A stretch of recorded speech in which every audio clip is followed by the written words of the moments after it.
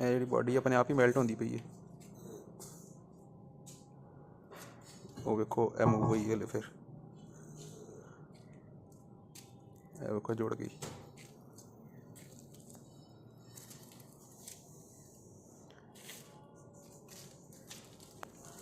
जितना वेट होना है ना उतना छेती मेल्ट हो जाएगा। जिन्ना वेट ਇਹਦੇ ਤੇ ਬਣੇਗਾ ਨਾ ਉਹ ਵੀ ਮੈਲਟ ਇਹਨੂੰ ਜਲਦੀ ਕਰੇਗਾ। ਉੱਤੇ ਇਧਰੋਂ ਵੀ ਆ ਉਤੋਂ ਵੇਟ ਪਵੇਗਾ ਨਾ ਫਿਰ ਵੀ ਮੈਲਟ ਕਰੇਗਾ।